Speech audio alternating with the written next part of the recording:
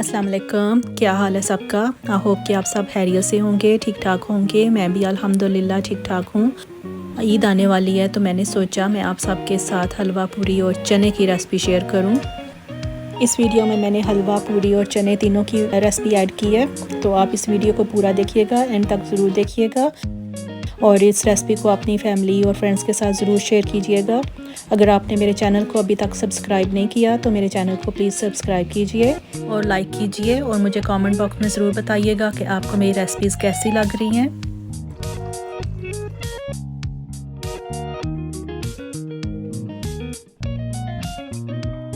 तो चलिए आइए शुरू करते हैं। बिस्मिल्लाहिर्रहमानिर्रहीम। सबसे पहले हम आटा गूंद लेते हैं पूरियों के लिए।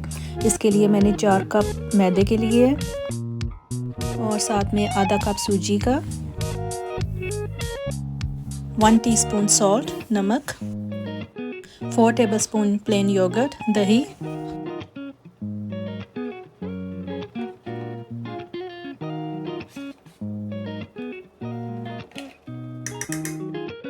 हाफ़ टी स्पून आपने इसमें कैरम सीड्स डालने हैं, अजवाइन, और फिर साथ में आप डो हुक अटैच कर दें। डो गूंदने के लिए आप हाथ से भी डो गूंद सकते हैं, लेकिन मैंने स्टैंड मिक्सर यूज़ किया था।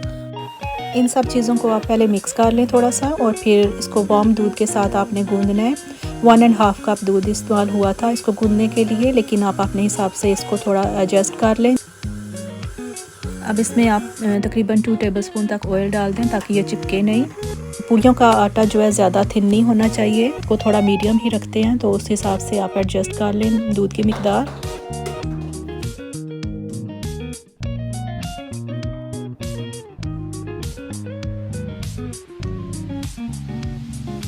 इसको एक डिश में या बाउल में थोड़ा सा ऑयल लगा के तो आप रखें।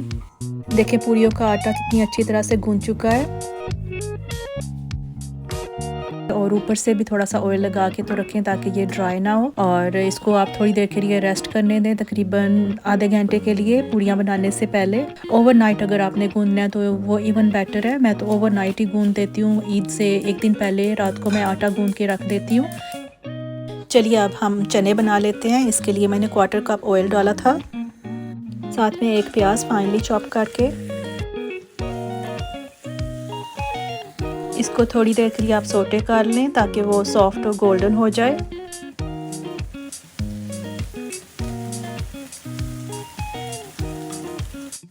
और फिर 2 क्यूब्स मैंने इसमें जिंजर और गार्लिक के डाले थे। प्याज ब्राउन हो चुका है तो इसमें अब आप 1.5 चम्मच नमक का डालें, आधी चम्मच हल्दी की, और 1 चम्मच सुरख मिर्चें, 1 चम्मच कुटी हुई मिर्चें, और आधा टीन चॉप्ड टमाटोस।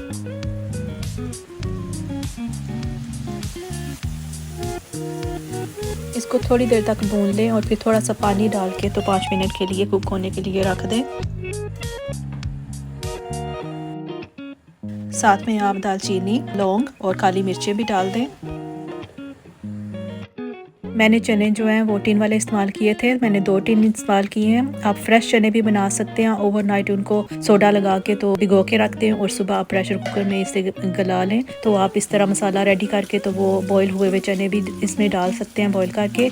लेकिन ये टिन वाले ऑलरेडी प्री बॉयल होते हैं तो ईजी हो जाता है। इनको ड्रेन करके तो अच्छी तरह से इनको वॉश कर लें पहले। तो एक मीडियम साइज़ का आलू भी छिलके उतार के तो उनको स्लाइसिस में काट के रख लेते हैं, क्योंकि मैं चनों में आलू भी डालूंगी थोड़े से। इनको थोड़ा बारीक बारीक ही काटना होता है।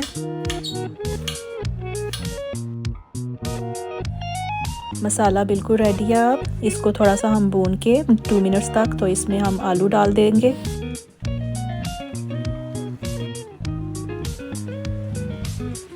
इनको थोड़ा सा मिक्स करके तो फिर साथ ही आप चने डाल देंगे।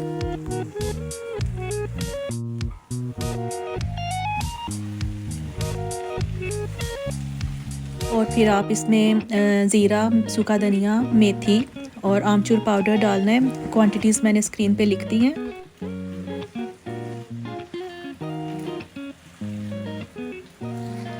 चने अच्छी तरह से भुन चुके हैं। अब इसमें 1 कप पानी डाल दें, मैंने बॉईल करके डाला है। आप अपने हिसाब से पानी डाल लें जितना आपको शोरबा चाहिए या जितने थिक चने आपको रखने हैं। अगर आपको पसंद है तो आप इसमें ग्रीन चिलीज़ भी डाल सकते हैं। और अब आप इसको हल्की आंच पर 10 मिनट तक कुक होने दें। अब इसको पोटैटो मैशर की मदद से चनों को थोड़ा थोड़ा तोड़ लें ताकि वो थोड़ी ग्रेवी इसकी थिक हो जाएगी। और वैसे भी हलवा पूरी के साथ जो चने खाते हैं, जो छोले खाते हैं, वो थोड़े टूटे हुए होते हैं। अब इसके ऊपर हरा धनिया डाल दें और इसको 5 मिनट के लिए हल्की आंच पर कुक होने दें।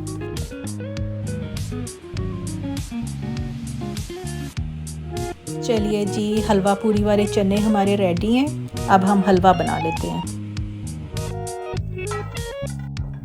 हलवा बनाने के लिए मैंने 250 ग्राम बटर लिया है और मैंने फ़ाइन सेमोलिना यूज़ की थी, जो बिल्कुल फ़ाइन होती है सूजी, वो 2 कप मैंने डाली है। काफ़ी सारे लोग इसमें बटर सूजी के हिसाब से ही डालते हैं, जितने कप सूजी हो उतने कप ही बटर या ऑयल डालते हैं या देसी घी, और उतने ही कप शुगर डालते हैं। लेकिन मुझे ज़्यादा ऑयली नहीं पसंद है तो मैंने 250 ग्राम लिया था। आप अपने हिसाब से डाल दें। साथ ही आपने इसमें 6 से 7 इलायची या अपने हिसाब से जितनी भी ग्रीन इलायची है वो उनको थोड़ा थोड़ा तोड़ के तो फिर इसमें डालें। खुशबू बहुत अच्छी आती है इलायची के साथ। अगर इस पॉइंट पे आपको बटर थोड़ा कम लग रहा है तो आप और भी डाल सकते हैं। सूजी को उतनी देर तक आपने भूनना है जितनी देर तक इसमें से खुशबू ना आने लगे और ये थोड़ी सी इसका कलर चेंज हो जाए और थोड़ी सी गोल्डन हो जाए। सूजी हमारी भुन भी गई है और इसका कलर भी चेंज हो गया है और ये काफ़ी हद तक गोल्डन हो गई है। अब इसमें हम 2 कप शुगर के डाल देंगे। हलवे में शुगर जो है वो सूजी के हिसाब से ही डालते हैं। जितने कप हमारी सूजी होगी उतने ही कप हमने शुगर इसमें यूज़ करनी होती है। और पानी 1 कप सूजी के हिसाब से 3 कप पानी डालते हैं। कई लोग 4 कप पानी डालते हैं 1 कप सूजी के हिसाब से, तो वो थोड़ा सा हलवा ढीला बनता है। तो मेरी फैमिली को थोड़ा सा थिक हलवा पसंद है तो मैं 1 कप सूजी के हिसाब से 1 कप शुगर और 3 कप पानी के डालती हूँ। इसमें 2 कप मैंने सूजी यूज़ की थी तो मैंने 6 कप पानी के डाले थे बॉईल करके। और साथ में आपने अपनी पसंद के जो भी नट्स आपको पसंद हैं, बादाम, कोकोनट और जो भी सौगी वगैरह, वो आप डाल दें। को साथ साथ हिलाते रहें, बिल्कुल भी आप उन्हें इसको छोड़ना नहीं है। और साथ में मैंने ये ऑरेंज फूड कलर डाला था, इससे हलवे का कलर बहुत अच्छा आता है, बिल्कुल बाज़ारी हलवे वाला।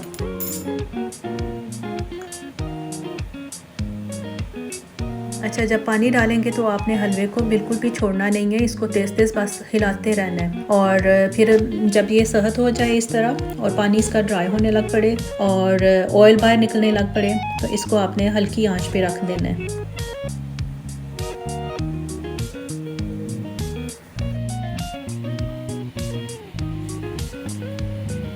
हलवा माशाल्लाह से बहुत प्यारा रेडी हुआ है हमारा। तो चलिए अब हम पूरियाँ बना लेते हैं। मैं अमूमन पूरियों का आटा और चने रात को बना देती हूँ ईद से 1 दिन पहले। तो ईद की सुबह को बड़ा रश होता है तो फिर टाइम भी नहीं होता, फिर ईद की नमाज़ के लिए पढ़ने जाना होता है सबने, तो इस वजह से मॉर्निंग में थोड़ी जल्दी हो जाती है। तो पूरियों का आटा अगर आपने फ्रिज में रखा है तो इसको तकरीबन 1 घंटा पहले आप फ्रिज से निकाल के रख दें। इसको रूम टेम्परेचर होना चाहिए तो पूरियाँ अच्छी बनती हैं। अब इनके छोटे छोटे पेड़े काट के तो आप रख लें और इसको तकरीबन 5 मिनट्स तक आप रेस्ट करने दें।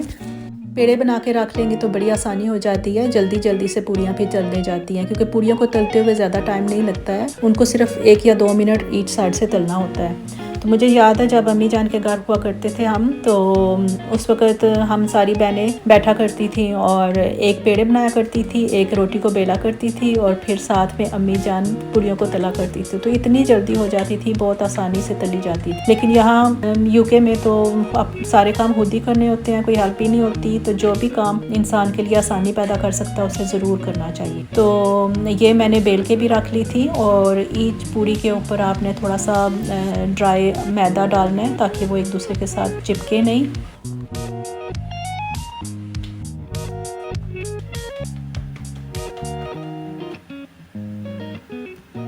ऑयल भी गर्म हो चुका है तो चलिए आप पूरियों को तलते हैं। ऑयल को बहुत ज़्यादा नहीं गर्म करना है, इसको मीडियम आंच पे ही रखना है आपने, ताकि पूरियाँ अच्छी तरह से कुक हो जाएं, वरना वो जल्दी से बर्न हो जाएंगी और फिर अंदर तक नहीं कुक होंगी।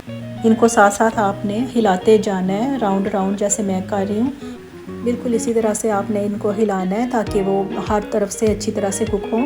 और फिर टर्न कर देना है, एक साइड से हो जाए तो फिर आपने इसको पूरी को टर्न करना है, बहुत ज़्यादा टर्न नहीं करना। ओवर टर्न करने से फिर पूरियाँ ड्राई होने लग पड़ती हैं, तो इनको जल्दी जल्दी ही आपने कुक करना है। 1 मिनट वन साइड से और दूसरा मिनट आपने अदर साइड से ऐसे ही हिला के। इस तरह करने से पूरियाँ अच्छी तरह से फूलती हैं। इसी तरह से आपने बाकी की सारी पूरियाँ भी तल लेनी है।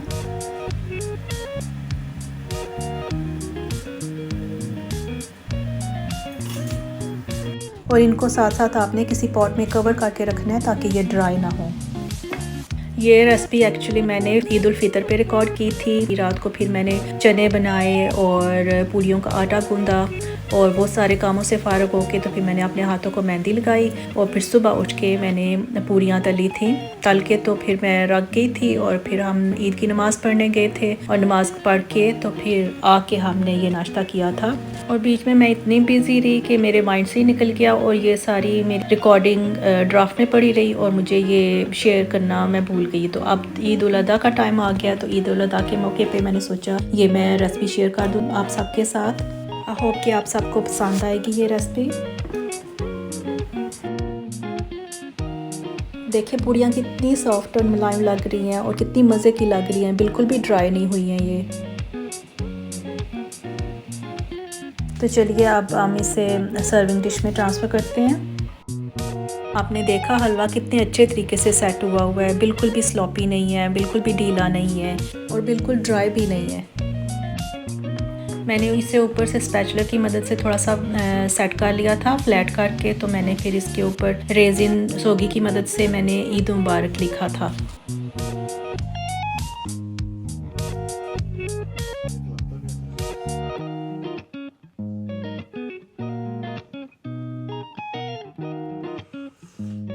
और फिर साथ में मैंने कॉफ़ी बनाई थी क्योंकि पूरा महीना रमज़ान में कॉफ़ी नहीं पी थी तो बड़ा दिल कर रहा था कॉफ़ी पीने को। तो फिर ईद वाले दिन मैंने सुबह ब्रेकफास्ट में हलवा पूरी और चने के साथ कॉफ़ी बनाई थी।